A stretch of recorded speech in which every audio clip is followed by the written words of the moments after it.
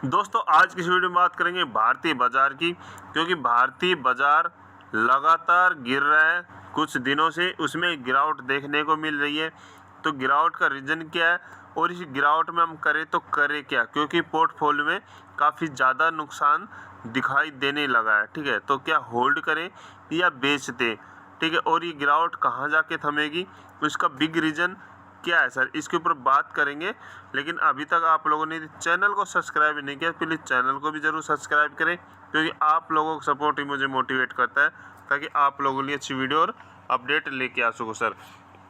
एक तो ये है सर, देखो ये जो हमारे बाज़ार में एक तो जो विदेशी निवेशक हैं एफआई, वो लगातार बिकवाली कर रहे हैं सर। ठीक है, आज भी निफ्टी 50 में 0.15% की गिरावट देखने को मिली, नेक्स्ट 50 में भी 0.38% की गिरावट देखने को मिली।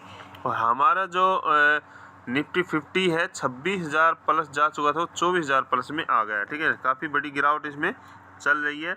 और जो बीएससी सक्सेस था, ठीक है, उसमें भी गिरावट देखने को मिली। वो जो 86,000 प्लस जा चुका था, वो देखो 80,000 के करीब आ गया। ठीक है, तो निफ्टी सक्सेस दोनों में गिरावट है।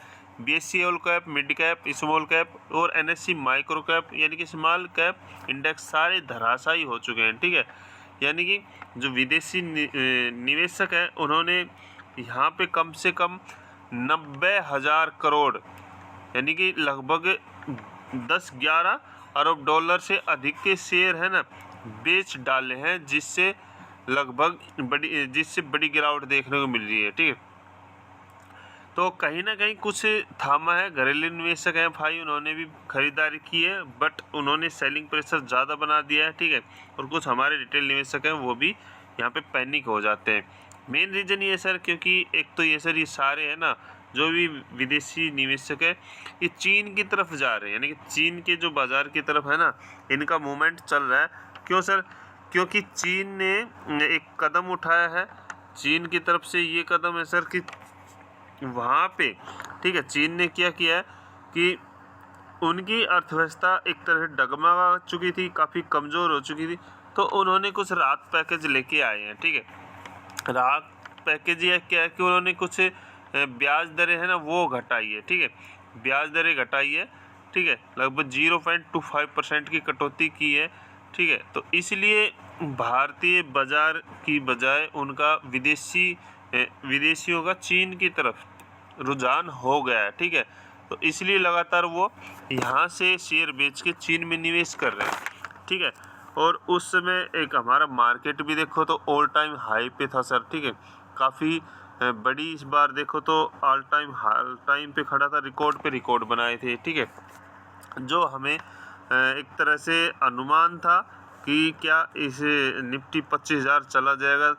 ठीक है, वो 25,000 को भी क्रॉस कर गया सर। ठीक है, 80,000 चला जाएगा, 85-86,000 बेसिक सक्सेस भी चला गया। तो एक बड़ा रीज़न रहा है, ठीक है, गिरावट का। ठीक है, हमारे कल भी जो है मेन स्टॉक है मझगांव, ठीक है, 10% की गिरावट देखने को मिली। GRSE में भी लगभग 12-13%। ठीक है, और PNB SGN में भी 7-8% के लगभग गिरावट देखने को मिली। ठीक है, हालांकि आज इन स्टॉकों में कुछ रिकवरी हुई है।